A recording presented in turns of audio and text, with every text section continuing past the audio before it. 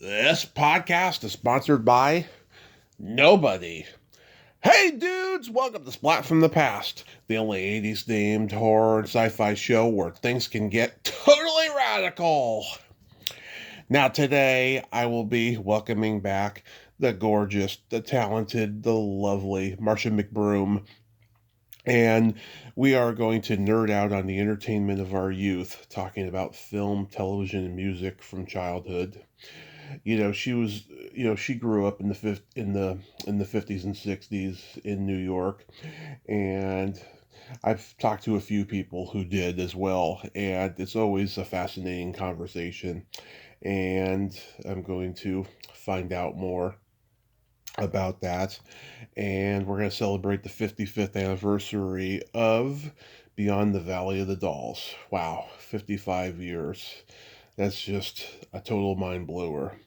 It's going to be great to talk to Marcia again. The last time we talked was on New Year's Eve of 2020. I had her on twice in 1 year. I had her on in June and then New Year's Eve of 2020. It's going to be great to catch up with her. And of course, I've had her two lovely sisters, Lorelai and Durga, on as well. And I am so looking forward to talking to her again. And I'll tell you, we had planned for like a week or so to do this, and it's only last minute that it's happening today.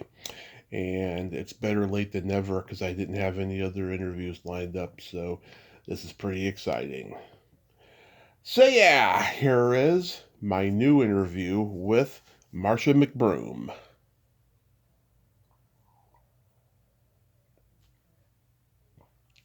Hi, Tommy. Hey, Marcia, welcome back. How are you today? Oh, my God. Still recovering from the suicide on the rails yesterday. Oh, I'm so sorry to hear about that. That's just awful. Yeah, one of my neighbors said he just read a memoir that was written by a woman who said that's how she lost her two sons a few years apart. So that seems to be the suicide of choice in upstate New York. Oh my God. Well, not to make this the suicide show, but my niece attempted suicide recently. Really? Yeah, she's only 13. Oh, my God. Yeah, I mean, it's a real serious issue that people don't like to talk about it, and yet we do need to talk about it. Because, for example, in New York City, there's a place called Hudson Yards. Right. And they built this structure called the Vessel, and it looks like a gigantic vase kind of thing that spirals up. Mm-hmm. And as soon as I saw it, I said to my husband, oh, that's going to become Suicide Central. And sure enough, people started jumping off. Yeah. And, yeah, so then they had to close it off. God. Mm-hmm. That is just truly awful. But we're all alive now. That's all that matters, and this is a crazy world we're living in. I'll say. But the point is that people have to really appreciate the world that we're in. Right. And as they say, good planets are hard to find. And so I really wish people would really understand how sacred our spaces are, and act accordingly. How have you been? I've been pretty good, been doing a lot of great interviews, and just I got a new home, and just life is blessed. I can't tell you how blessed life is. Oh, that's wonderful. That's wonderful. So going back in time, do you remember the first movie that impacted you as a child? The first movie that impacted me as a child. It's really funny because I recently had two of my grandchildren here, Mm-hmm. and I bought two movies that I thought were wonderful when I was a child. The Blob and Them, about these gigantic ants. Yep. Love those movies. And so it was fun watching them with my grandchildren. and laughing about it, because now that I'm grown, I see how ridiculous both of them were.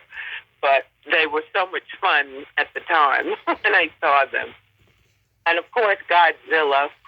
Mm-hmm. But I felt sorry for Godzilla because, again, it was a mother trying to get her egg, and all these people attacking her. Yeah.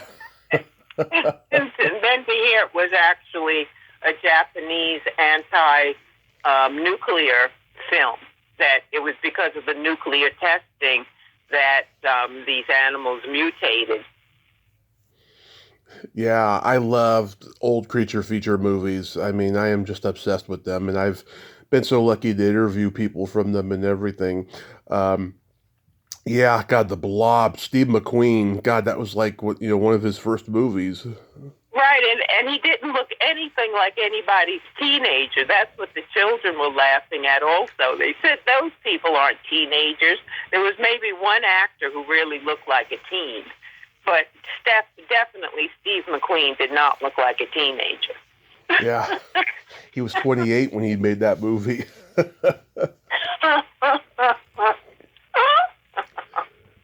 Yeah. Yeah, and them, oh my God, James Whitmore and James Arness. Yes. What a pairing. What a pairing with those two. Yeah. Do you remember, like, Invaders from Mars? Oh, no, I never saw that. But my granddaughter loved that, those killer clowns from outer space. Love that movie.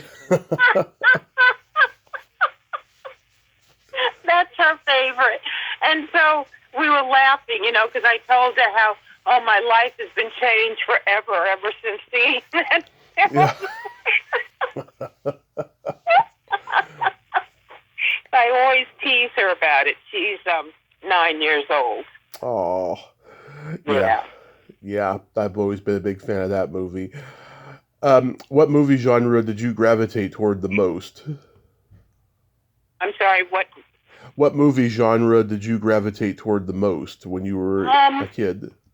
Well, it ends up because I'm actually an anthropologist and historian, and so I like things that have that kind of modality to them. And I'm really into documentaries. That's really my favorite, to tell you the truth. Mm-hmm. Mm-hmm. Well, when you were growing up, documentaries were these like little film strips, and they were short. And it's interesting how they evolved over the years. Yes. But they tell us so many things about the human condition or about the planet Earth, and so that's why I love them. And that some of them, people work on them for years, and before they put them out. So I just love having that historical reference. Yeah, I'm very critical of documentaries I see today, especially on Netflix, because they're doing documentaries about people who are still alive, and by the time they're over, you think to yourself, I knew all of this already. I mean, all this is a vanity project for them to stay relevant. There's nothing really earth-shaking to say about it. Mm-hmm. Yeah. And, for example, my husband and I found by sheer accident a website called Vintage Archives. Mm-hmm. And then they have this piece called Falling in Love with the Fascinating Marcia McBroom. And it's interesting because the first 3/4 of it are very well documented, etc. And then at the very end, they go off they make a right turn and say things that aren't true, like I was in the Love Boat and some other movie called, I think it was called Sugar Cane something. And I wasn't in those movies. I had nothing to do with those. And I even made a comment because they said, you can comment and we'll get right back to you. And I told them that they had inaccurate things at the end of their piece that was so well done. Yeah. And if they contact me, I would, give them updates because there were other things that I've done that they did not mention so that could fill in that gap. But I never heard from them. That's nice though that they thought you were on the Love Boat. I mean, everybody practically was. Yes, that's true.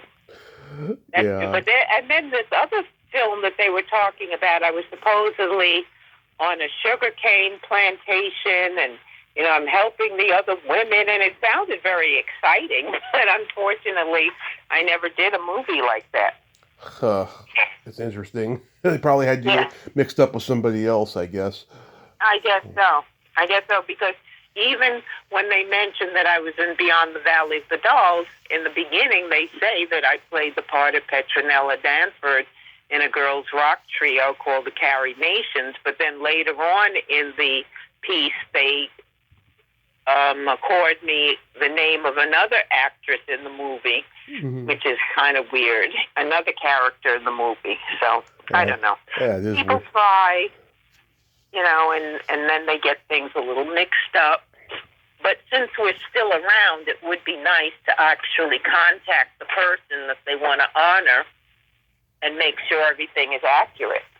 Right. God. Did you grow up on the $1 Million Movie? Oh, God, yes. Mm-hmm. And as a matter of fact, that's another thing that you mentioned, movies, because I loved 20,000 Leagues Under the Sea. Oh, and at that point, my parents were divorced, so my father would see us on the weekends, and we made him take us to see that movie over and over again. And now that I'm grown, I realize, oh my God, it must have been so horrific for my poor father to watch the same movie over and over again. But he never complained, and he indulged us in, seeing this film over and over again. It's interesting. Well, it's funny you say that because the $1 Million Movie, when it first started, they had trouble getting movies licensed because they thought that TV was a fad. And so they would show the same movie over and over again every day until they got new movies to show. Because, they were just like, TV's a fad. It's only gonna last a while. They had no idea it was gonna last, almost 80 years coming up soon. I know, and it was funny, too, when you think about it, that it signed off at the end of the night with the Star-Spangled Banner, and then the screen went fuzzy until the morning. So we've come quite a long way. Yeah, and even in the movie houses where they'd have a film clip of some news of the day. Yeah. I think it's really hysterical when we think of how things have changed and advanced. And now I feel I have more sympathy for my own grandmother, because I remember we used to tease her and laugh at her when she would tell us, she'd give us some money to go to the store, and then she couldn't believe it that, Mom, things are much more expensive now. And because she was in the day when a loaf of bread was 5 cents. Yeah. And yeah. And she was still back there. And then I even told, when I became a high school teacher, I even told my students, I said, now I see how my grandmother felt. Because when I was a child, for example, a slice of pizza was 15 cents. Mm-hmm. And now it's $1.50. And in some places, it's even as much as $7.50 for one slice of pizza. Yeah. And it's the same slice of pizza. So I tell my students I can see now how my poor grandmother felt when we were teasing her about how things have, the inflation rate has gone so high. I know. God, I know. Because back then, it was like 5 to 10 cents to get a burger, fries, and a milkshake. And people nowadays only dream of that because now you're spending almost $20 for an entire combo when you go to Carl's Jr. or McDonald's or something. Oh, yes. I had a $17 burger just the other day, and it was like, oh, my goodness. This is really amazing. But that's where it is. Yeah. But I must say, getting older, I don't eat as much as I used to eat. because I Of was course. explaining to my son my metabolism is much slower than it used to be, Right. which is a good thing because keeping a proper weight is so important. Mm-hmm. And it's scary when I travel across the country and I see how many Americans are really, really out of shape. It's very, very tragic. It And is. I have a friend, a European friend, he said that they even have European safaris where they have people come in from Europe just to take pictures of fat Americans, like you would if you were going to Africa or something, taking pictures of the wildlife. Yeah. Can you imagine how embarrassing that is? It is, but no matter what, you'll always look good. You always have. Oh, thank you. Thank you. I try. Yeah. Yeah, And it's funny, too, because my dad was the kind of man who was very proud that he, even at the time of his death, in his 70s, he could still fit into his jacket from the Army, mm-hmm. World War II. And so that was always the model that he kept. And so, of course, he wanted us to always remember to keep ourselves in shape. Right. Yeah. Mm-hmm. It's funny you mentioned 20,000 Leagues Under the Sea. That's Jules Verne. And Mm-hmm. he wrote my favorite, Journey to the Center of the Earth. Mm-hmm. I love that Yeah. I love that movie with James Mason and Pat Boone, and how they have to eat the duck for survival. That's a good one. Yeah. I'm sure I did see that one, but it didn't leave as much of an impact on me as 20,000 Leagues Under the Sea. Yeah. And then, of course, for TV, I loved The Twilight Zone. Oh. But now we're living in the Twilight Zone, so that makes it even more terrifying. Another thing I must add that my sister Dana and I, mm-hmm. we always like to. I loved Invasion of the Body Snatchers. Oh, it's a good one. Yeah, what's her name? Morticia's in that. Caroline Jones. Mm-hmm. But then I didn't realize that was an anti-communist film. I didn't know that. Yeah, so that was the whole point, that supposedly once you got under the spell of communism, you became like a robot. But I didn't know about that till much later. Wow. Yeah, I know. It's funny how so many things you love, you find out later. There's so much political message in it. Like, I found out the other day, Star Wars was a response to the Vietnam War. Well, I have news for you. When I saw 2001, A Space Odyssey, that put me into a depression for several years, because I did not see any dark faces in 2001. So I thought, oh my God, don't tell me by then they're hoping that they've killed us all. Yeah. Yeah. Well, you know what I saw? You know what I saw 2001 as? I saw it as a what if movie on what if we're all born in outer space and there's no heaven.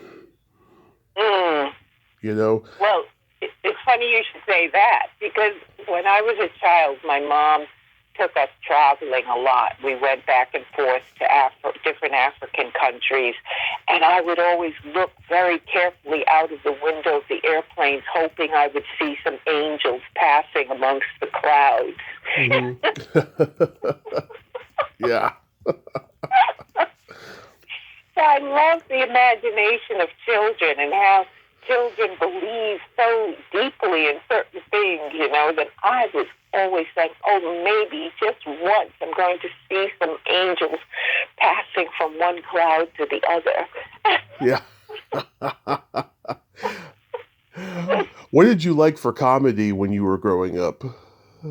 Oh, my God. I was really into the Three Stooges. Oh, me too.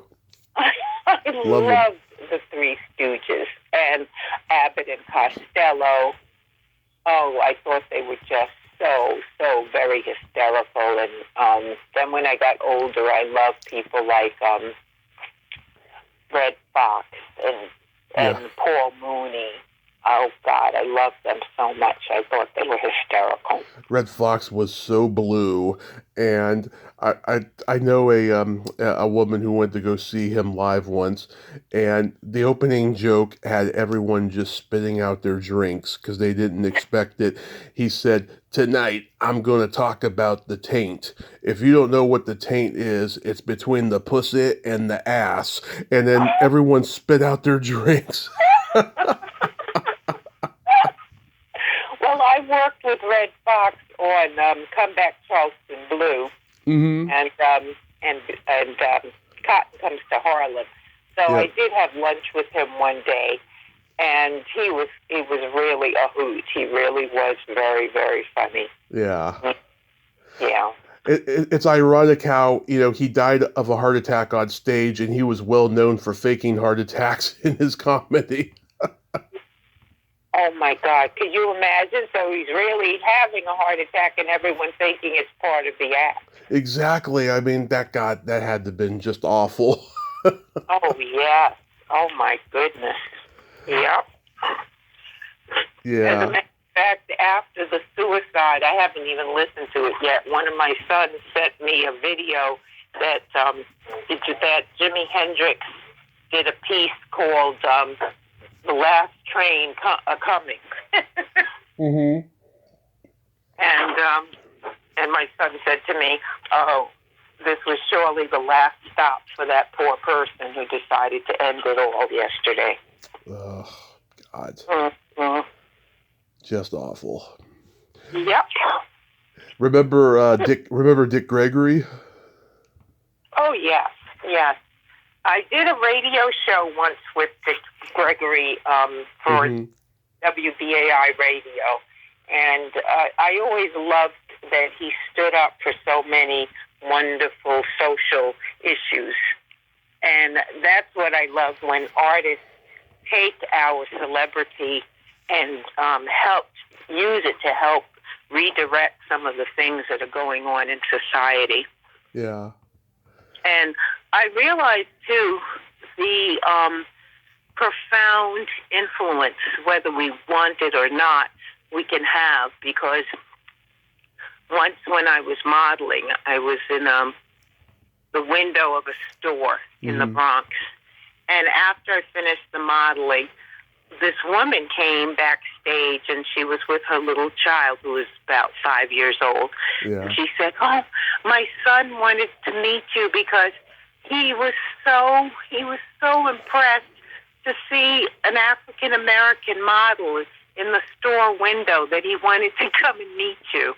And that's when I realized, oh my goodness, I'm having such a profound effect on a little 5-year-old boy.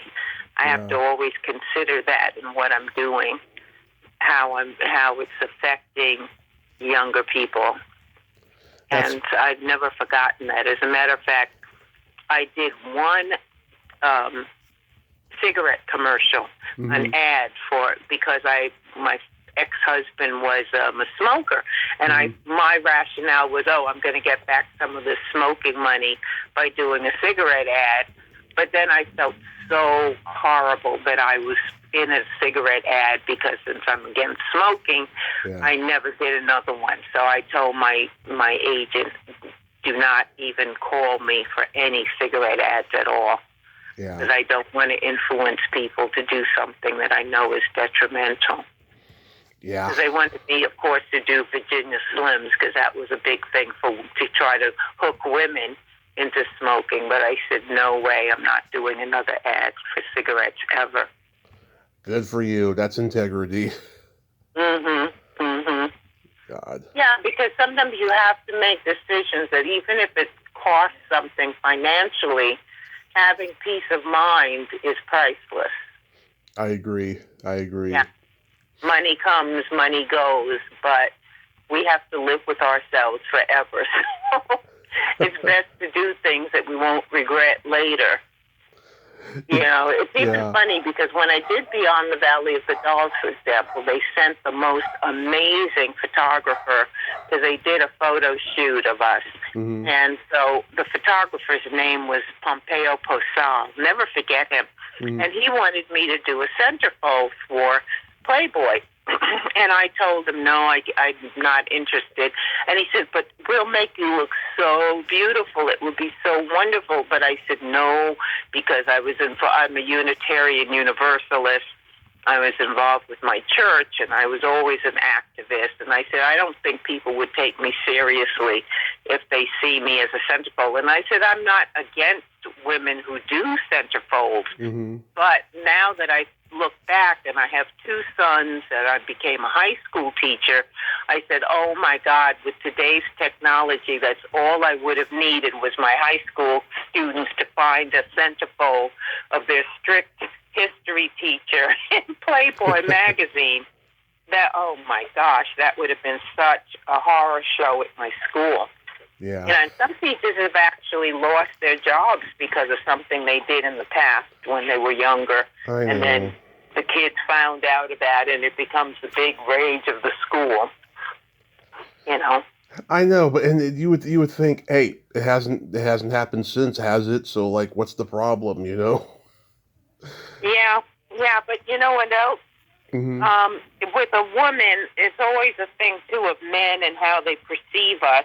Yeah. As you can see, the big scandal going on right now in our country about this whole thing of sex trafficking and all of that kind of thing. Oh yeah. So to me, if you don't want to be in that, you know, in that roundup, try not to get involved in things that might make people think you're into that whole scene. You know, it's interesting because my husband now, we were just realizing, oh my goodness, we've been together for 30 years. Congrats. And I'm like, it's terrifying because it's like those 30 years went so quickly, but we may not have 30 years ahead of us. Mm-hmm. So then that makes each day that much more valuable. And we realize as we think about things we did when we were younger, places we visited, it's a big responsibility, especially now I'm a grandmother of 4. And I'm not saying that I didn't do some, like, sexy things, like even in Beyond the Valley of the Dolls, you know. Oh, yeah. My grandchildren aren't even old enough to even see the movie. You know, they'll have to be in college before I'd let them see that movie. But even in the movie, I'm like Miss Goody Two-Shoes, Petronella. And it's funny, too, because Russ Myers told me that America, you know, is so hypocritical, and that's why anybody who went over the line, like a lesbian scene or something that's really out there, mm-hmm. they had to die before the movie was over, because that's how America would see, okay, they got what they deserve because they went over the line. Right. But because Petronella just misbehaves one night going out with somebody, and it's that famous line, I thought you were in the library studying, you know, that kind of thing. Because I repent and I am getting married to this young man who's studying to be a lawyer. That's why I just get wounded in the film at the end and I don't get killed. Right. Mm-hmm. Did you have any movie crushes growing up? Oh, yes. Oh, my goodness. It was so cute because my sister and I loved Kirk Douglas, Paul Newman. And as a matter of fact, one time in California, we were, I don't even remember what it was, but we happened to have been walking underneath while the program was on. And who was there but Kirk Douglas? Mm-hmm. And so my sister and I went over to him and said, oh, Mr. Douglas, oh, we're so excited to meet you. Could you please give us a kiss? And, of course, he kissed both of us, who were just little girls, and we were, like, in seventh heaven. And then what was so funny, in those days, we actually placed a person-to-person call to Kirk Douglas once from New York to California. And the operator called us back to tell us that she had Mr. Douglas on the other end of the phone, but then my mother found out about it, and she grabbed the phone. She said, these are just children, you know. Oh my God. Cancel the call. You shouldn't have bragged about it. I know. Wow. How old were you? I don't know. We were pretty young, but we were old enough to know about placing a person-to-person call to California. Yeah. And apparently we must have sounded grown up enough for the operator to actually follow through to try to place the call for us. So that was funny. And then I remember I was about 14 when I was actually dancing at the World's Fair in New York with a group of dancers from South Africa. So they dressed me up as a instant Zulu maiden with the makeup and everything. And that's when Hugh Masekela and Mary Makeba actually decided to seek asylum here in the States to get away from the apartheid regime. And there was a big party held for them at, I think it was like, I don't know, it was some big place, but who was there but, oh my God, I see his face. Well, Harry Belafonte put the whole thing together. Mm-hmm. And then I met the actor who played Hunchback of Notre Dame. Oh, Charles Laughton. No, but not Charles Laughton. Anthony Quinn? Who am I thinking of? Anthony Quinn. Yeah, Anthony Quinn. Yeah. Anthony Quinn. He was so elegant, and he told me I was so beautiful. And here I am, all of 14 years old, and I see this actor who was so charming and so wonderful, and he thought I was beautiful. Mm-hmm. And I was, again, on cloud nine for about a month. I met Anthony Quinn in person. And then it was funny, too, because years later, my sister Dana and I had just extra roles in the movie Fort Apache, the Bronx. Oh, yeah. Yeah, and so what happened was one of my girlfriends was taking photographs on set. Yeah. And everybody was commenting how Paul Newman always kept to himself, and so we had a plan because I had a photographer friend who had taken a gorgeous photograph of him.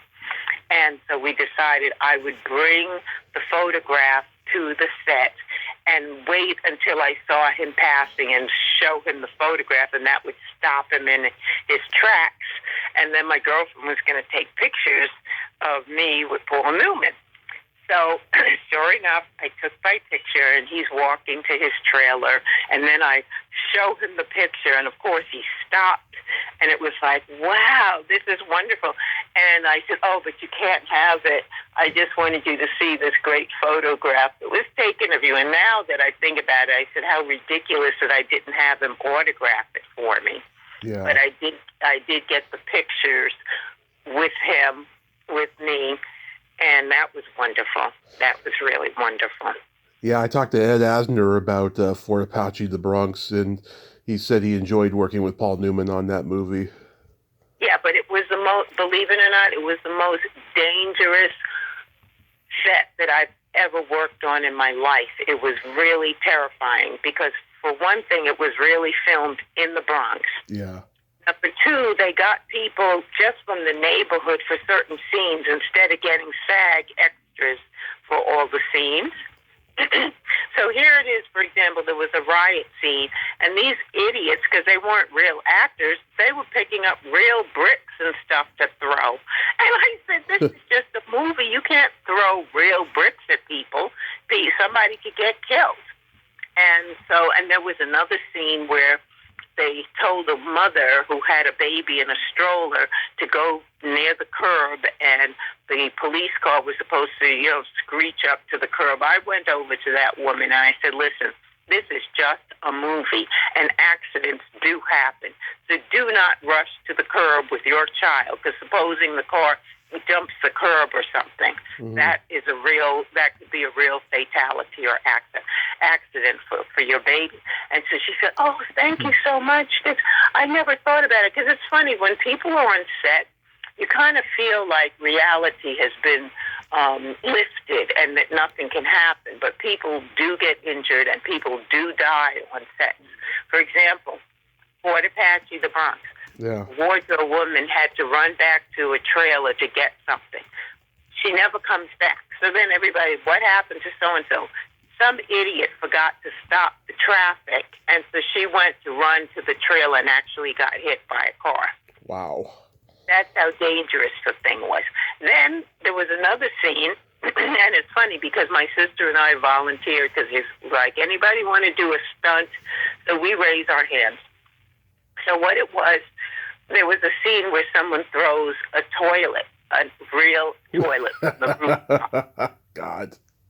So we're all there, and obviously the director's supposed to yell action.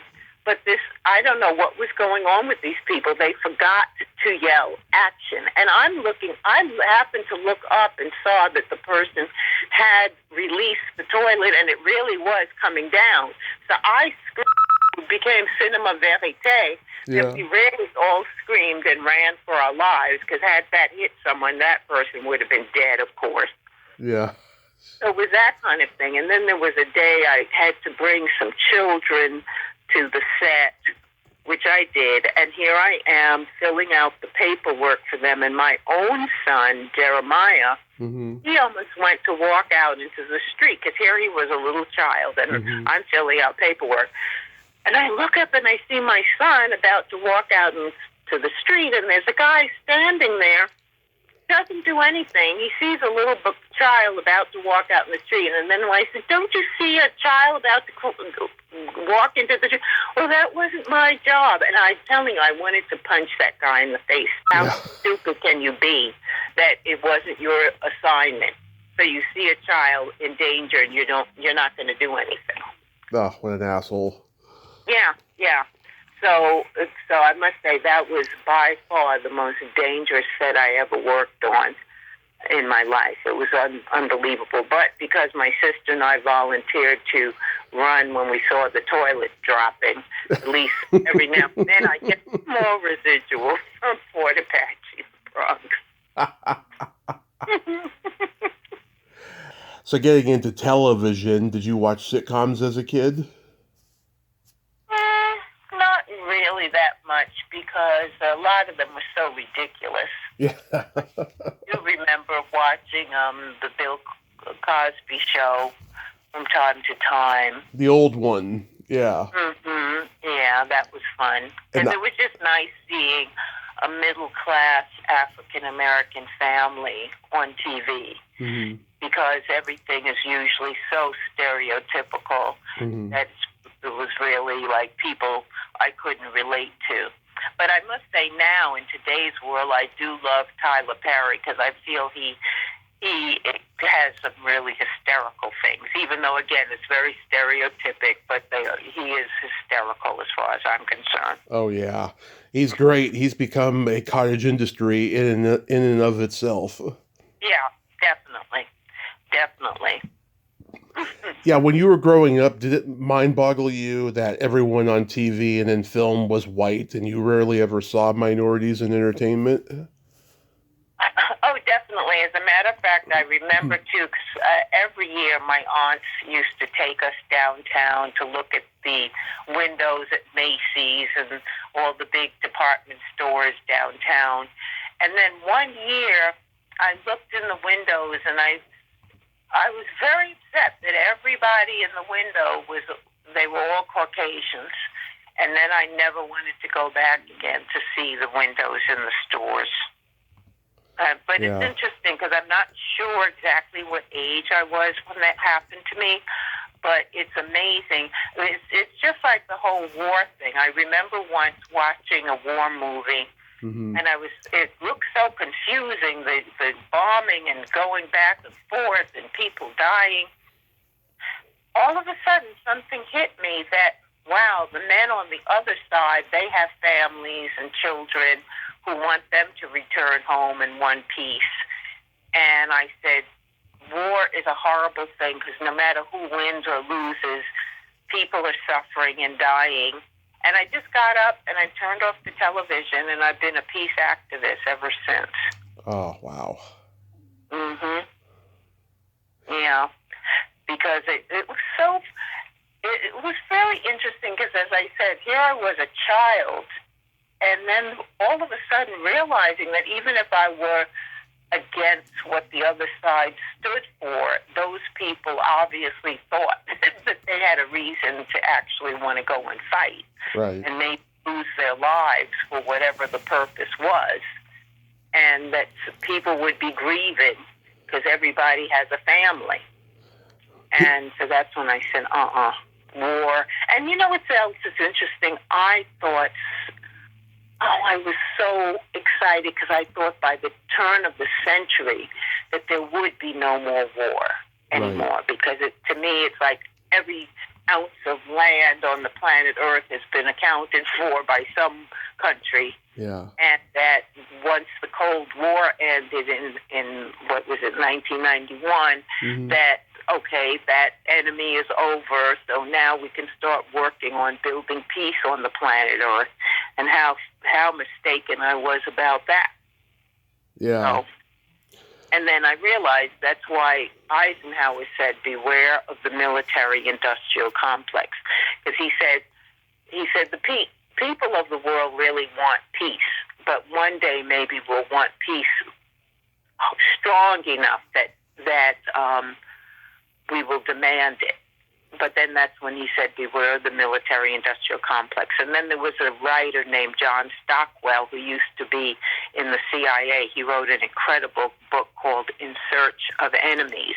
Mm-hmm. And he was basically saying that because of the military-industrial complex, our government is always going to have to find an enemy so that they can have somebody to attack, so they can use all these weapons that they make.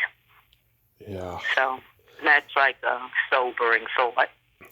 And there was a slew of Westerns on TV back then. My dad, he loved all of them. When I was a kid, he's always watching Westerns. And when the Western Channel came in the early 2000s, he was happier than a pig in shit, I'll tell you. Yeah. Well, again, I didn't like Westerns because it was always like the poor Native Americans would always be defeated. And it was funny because as a child, I thought, when I grow up, I'm going to look for a Native American man because I don't understand why the beautiful squaws always turned down their own men and went running off with the white cowboy kind of thing. Yeah. So I'm going to get a Native American man. But then it's funny because when I grew up and I really did meet Native Americans, then I realized, oh no, I see a lot of women would go out with a Native man just because they saw them as being exotic. Mm-hmm. So I said, oh no, even though I had an opportunity, if I'd wanted to date a Native American man, I wouldn't do that. Because I didn't want it to just be like some kind of novelty. Because their traditions are so incredible. And I really feel that we have to keep those alive. So now I'm involved with a lot of Native American groups, and I'm always encouraging them to make sure they teach the children their languages so that they don't lose their original languages. You know why I think people love The Twilight Zone and Star Trek so much is because Rod Serling and Gene Roddenberry had such progressive values in their writings and their scripts that it became so humanity-based that it became universal-based. People recognized it. Mm-hmm. Oh, yes. It was funny, too, because once my mother came home, and this was years after she and my father were divorced, and she said, she met this really fascinating man at this party, and he has some kind of TV show, I don't know, something about Twilight something. And we said, what, Mom, you met Rod Serling? And she said, oh, yes, but, I don't know, he wanted me to call him, but I misplaced his number. We were so upset with her. Yeah. Like, you met our idol, and you lost his number. Oh, my God. Oh, it's just too ridiculous. But I always tease people because, for example, after I did Jesus Christ Superstar, I ended up getting engaged to Carl Anderson, who played Judas in the film. Right. And it was funny because while we were filming, I was not at all interested in him. But after we finished working, he happened to call me because he was singing in New York City, and he wanted to know if I would just come with him to the show. And I was just going to go just as a friend to be supportive. Yeah. So anyway, we ended up getting engaged, and he took me to a party once, and who was there but John Lennon? Yeah. And John Lennon had broken up with Yoko Ono for a bit, and he was with this other Japanese woman. Everybody tells me her name. I think it was like Mei Ping or something like that. Yeah, Mei Ping. Yeah. Yeah, exactly, Mei Ping. So he's there with her. I walked right up to him, and I said, "Oh, Mr. Lennon, I made a promise to myself that if I ever met you, I'd ask you to give me a kiss." Yeah. So he laughed. He gives me a kiss on the cheek. And I said, "Now, I don't want this to go to your head. It was just a promise that I made to myself." So I'm sure he must have thought, "Oh, this girl has a lot of nerve."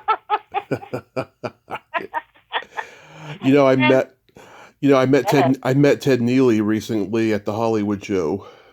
Oh. I am convinced that man really is Jesus, because Thank you. he has been playing him for 50 plus years, and just he has that Jesus has become a part of him. He is just the most wonderful man, I tell you. Yes, he is. He really is. As a matter of fact, several years ago, they did a remastering of the film, and even Norman Jewison came down from Canada to see the screening, and a lot of us were there at the theater, and it was really wonderful. And then another time, I was at one of those autograph signing events, and some of the members of Jesus Christ Superstar were in another room, and somebody came to my table and said, "Excuse me, Miss McBroom, Jesus would like to speak with you." Love it. And everyone looked around. It was really funny. It was really, really funny. Yeah. So there are a lot of these lovely memories. But it was so fascinating because when we did Jesus Christ Superstar, we actually lived in Israel for 4.5 months. Yeah. And that was in 1973. So towards the end of the filming, fighting started again, and we could actually hear guns fire in the distance. But we were about to pack up anyway to get out of there. But that was very, very intense. And I feel so wonderful that I was able to be in the Holy Land for that period of time. And so you could imagine how sick I feel about what's going on now with the genocide. It's very disgusting. Yeah, it's awful. Just awful. Yeah. Oh, but one thing that was very interesting, when we did the screening, we were talking about things that happened when we were filming, but we didn't even bother mentioning this to people because it was just too deep. But when they went to lift the cross with Ted Neely, all of a sudden the sky blackened and a huge storm blew up. The wind was so intense they couldn't control the equipment, and we had to stop shooting for the rest of the day. So we said, "Oh my God, this is definitely a sign from above," because it was a beautiful sunny day, and at the moment they went to lift the cross, this huge storm blew up. So people who didn't believe said, it's just a coincidence. If it happens again, then I'll believe. We said, no, this was enough for us. So then, Yvonne Elliman said that the same thing happened when they did King of Kings. That just when they went to lift the cross with the actor playing Jesus, the same thing happened. A storm blew up and they had to stop shooting for that day. So, Norman Jewison, though, said a strange thing that happened at the end of the film. He said they were just closing and having like a panoramic view of the area. He said, out of nowhere, on the left-hand side of the screen appeared a shepherd and a flock of sheep. And at first they were going to stop the filming and tell the man, get out of the camera. And he said, no, leave it. And he said, the shepherd and the flock of sheep walk across the screen. And then he said, as mysteriously as he appeared, they disappeared. And he said anyone seeing the movie would think this was just part of the film, but he said it wasn't. When I talked to Yvonne a couple of years ago, she told me that Josh Bostel liked to draw pictures of penises. Oh my God. No, I didn't know that. Yeah, I was cracking up. Yeah, that was the last thing she told me before she had to go. We were talking, it was midnight here in California and 10 o'clock in Hawaii, and she was taking care of her sickly mother at the time. And sadly, we never got to finish that interview, and she's super busy, so I gave up on trying to get her to finish it. But it was a lovely experience. She's got energy, I'll tell you, that woman. And she's a very sweet, wonderful woman. She is. Mm-hmm. So getting into... go ahead. There was another sad thing. At the end of the filming, the choreographer, Rob Iskoff, went to get a higher view of the dance. And I don't know what he was thinking, but there was a wall there, but it was really made of styrofoam that was painted to look like blocks of stone. Mm-hmm. And so he reached a certain height, and then he was grabbing onto styrofoam, and so the blocks started falling down. And again, it was like time slowed down, and then we heard his body hit the ground. And then it was like time stopped for a moment. And then, of course, everyone ran over to see how badly he was injured from the fall. But one of the Israeli dancers, for whatever reason, she had a few runnings in with the choreographer. After she heard the crash to the ground, she said, God forgets no one. Wow. And I was like, ooh. Ooh. That's deep. Very deep, very deep. But thank God, I mean, he did have to go to the hospital, but thank God it was like not too serious because he recovered. But still, that was really, wow, what a way to end the shooting. Yeah. So getting into music, like, do you remember the first album you were given or you bought with your own money? That's interesting. Think about it. Not really, but I had some great albums, and I ended up doing several album covers when I became a model. Mm-hmm. And I was just figuring it out the other day because there is a Japanese photojournalist who put me on the cover of a book called Black is Beautiful, because she said that she wanted to take away stereotypes that people had of African Americans, and she went to Columbia University and spent a lot of time in Harlem. Mm-hmm. And I realized, wow, while I was a model, I did 25 covers, and that meant book covers, album covers, and magazine covers. And even when we did Jesus Christ Superstar, I used to like to walk with a bowl balanced on my head, because having gone to Africa as a little girl, mm-hmm. I was always so fascinated that the women could balance things on their heads. So I thought, to be authentic in a biblical time, I would walk with a bowl over my head when we were in a cave with Jesus. And there were some photographers there from a local newspaper, so they put me on the cover of the paper with the bowl on my head, and that was wonderful. Wow. So I have my own theme song, because I'm on the cover of The Black Angel by Freddie Hubbard, and also the Disco Baby that had the famous song Do the Hustle. Oh, yeah, Van McCoy. Van McCoy. I did 2 covers for him. I did 2 covers for the Stylistics, Thank You Baby and Fabulous. I did a cover for the Fatback Band called Yum Yum. Yeah. And I did a cover for Lalo Schifrin. Oh, yeah. the Black Widow. Yeah. Oh yeah, he just passed away, Lalo Schifrin. He was a Yeah. genius, that guy.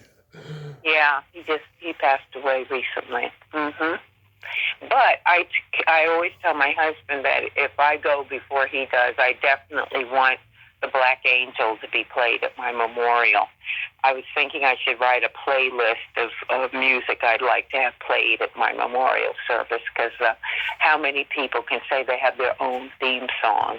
And I thought about it, and I said, usually when people think of angels, they think of blondes with blue eyes. So the idea that I'm a black angel, Yeah. that's really super special. Do you remember your first concert? My first concert. That's interesting.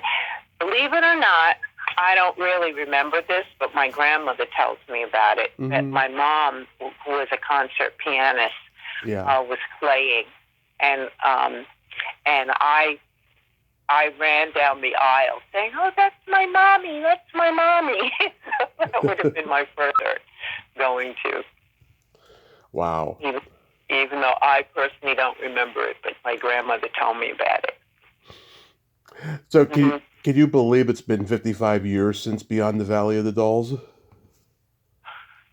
This is what I'm telling you. Life is really wild, because it doesn't seem like it was that long ago. Yeah. And certain things that happened when we were filming seem like they just happened yesterday, and yet several of the cast members, including poor Cynthia Myers, are no longer with us. Yeah. And Dolly and I, though, have reconnected. Yep. So I've been to her home out in California, and it was wonderful because I knew her husband, because we were with the same agency for the performing arts. Yeah. So I did know Dan Rowan and her husband, Dick Martin. Yeah. So that bonds us even more, that I knew her ex-husband. And when she lived in Malibu, we used to go down to her house was right on the Pacific Ocean, so we used to go out at sunset every night and speak to Dick, and that was really beautiful. But I was so glad she sold that property, because now, with the climate change, the whole of Malibu may be taken away at any time. Yeah. So I'm glad she moved further inland. Mm-hmm. Yeah, I mean, now I've talked to her, I've talked to you, I talked to Harrison earlier this year, I've talked to Chris Reardon, and I was supposed to talk to Lynn Carey, who did Dolly's singing, but her health hasn't been great. I don't know if it's going to happen, but yeah, I mean, I just love this movie, and I watched it again recently, and I gotta say, Marcia, just you and Dolly looked so great with your shirts off. I mean, it was a specific time in history. Yeah, and when you think about it, it was a very progressive movie because of the fact that even it was an interracial girls rock group. Mm-hmm. And then I don't know how into history people are, but Carrie Nation was one of those women who was totally against drink. And so the idea that the group was named Carrie Nation was hysterical, because she was one of those prohibitionists. But so there were a lot of little nuanced things in the film. And the fact that, if you notice, Harrison was studying to be a lawyer. Yep. Yeah, so we were middle-class African Americans in the film. And so this was very interesting, the things that they put in that piece. And I actually they did give me drum lessons so that I could do my part, but to the point that I might have told you this in one of our other interviews, but I was laughing so much because for months after that, anytime I went to a club, they would actually ask me if I'd like to fit in with the band. And I told them, oh no, that was just in the movies. I'm not really a drummer. Even though I had two family members who were famous drummers, Max Roach and Connie Kay from the Modern Jazz Quartet. Right. Now, here it is, I'm married to musician Louis Small, who played piano for Richie Havens for 10 years. and he also played for Al Cooper from Blood, Sweat, and Tears. He went on tour with him, Talented and a man. lot of other, artists. And then my son Jeremiah Hosea is a bass player, Mm-hmm. and he's actually now performing with a group called Leon and the Peoples, and basically a Caribbean-based band. My mother's family is from Montserrat, Mm-hmm. which is a tiny island in the Caribbean.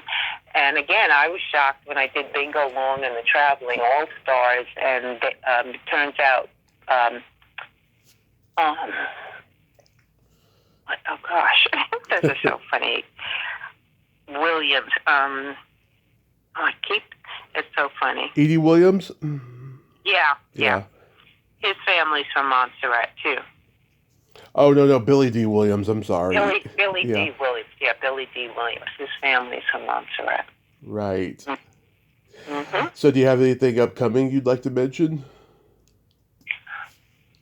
All I'd like to mention is that my sister Lorelei McBroom is in a group called Ozzy Pink Floyd Tribute Band, and they travel throughout the U.S., Canada, and Europe, and she's going to be singing in Albany, New York this Sunday, September 14th, at the Palace Theater. I love her. Her and Durga. Oh my God, you got the most awesome sisters, and you all have the same sense of humor. That's so shameless. I just love you all. Yeah, it is really remarkable, and also that Roger Ebert and I became really friends and communicated a lot towards the end of his life, and he actually gave me a thumbs up award for my performance in Beyond the Valley of the Dolls. And he was very happy to tell me, this is the same company that makes the Oscar Awards. And it's an actual thumbs up award with a hand with the thumb up. Yeah. That's so awesome. Yeah. I have a couple jokes for you. Uh-oh. You know... You and the raunchy jokes. Yep. You know the difference between tofu and a dildo? Oh, God. They are meat substitutes. Oh, God. Oh. Oh, my God. And you know what's sad? That they had a midnight showing recently in New York of Beyond the Valley of the Dolls, but they didn't know how to reach me. And so a friend of my son's told me about it, but I wasn't in the city at the time. So he said, he's going to give them my information so that if they ever do that again, they can let me know, because they would have liked to have had me introduce the film to the audience. But again, I was shocked. 55 years later, there's a whole new... I still get fan mail from people around the world, and of how much the movie has meant to them, and how they love the film. And I'm like, oh my goodness, this is really amazing that there's a generation that wasn't even born who are big fans. I talked to George Bunnell from Strawberry Alarm Clock. He wasn't in the band no more when they were in the movie, but he's been to a screening of the movie with them. And I felt so bad I didn't know that he wasn't in the movie. And he's like, no, it's okay. A lot of people think I am. Yeah, well, just the idea of Strawberry Alarm Clock. So, yeah, go with it. Marcia, I love you. Thank you so much for coming back on today and nerding out with me. Yeah, thank you, Tommy, and thank you for keeping it up and keeping those memories alive. And it is funny, because as you're saying, here I am, I'm going to talk to you, say something about Billy D. Williams, and then all of a sudden it's like, I see his face, but I can't remember his name all of a sudden. Yeah. It's like, that's what happens 55 years later. But, I'm still hanging in. Everything's great. Here's one more joke. What do you call a boy that doesn't masturbate? Okay, tell me. A liar. Now, that's very cute. That is very, very cute. Especially in those days where they would tell little boys, if you do that, you're going to go blind. And then you see a little boy with glasses on. Yes. Or they got hair on their palm. Yeah. All right.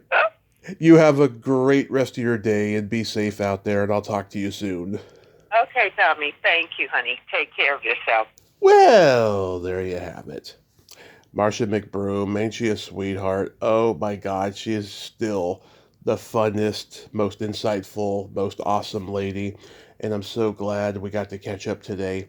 And yeah, I mean, she was pretty honest about the way she felt about television in those days, but at least we got to talk movies. And we didn't get to talk a ton about music, but it's okay because there were other things to talk about as well. Her activism and more stories about Beyond the Valley of the Dolls and Jesus Christ Superstar. And I'm so glad we got to do that today. And I hope she enjoys seeing Lorelai perform. I just adore the McBroom sisters. They are just the most awesome, awesome people. Well, until next time, this is Tommy Throwback Kovac saying there's no shame in living in the past because the present sucks. Later, dudes!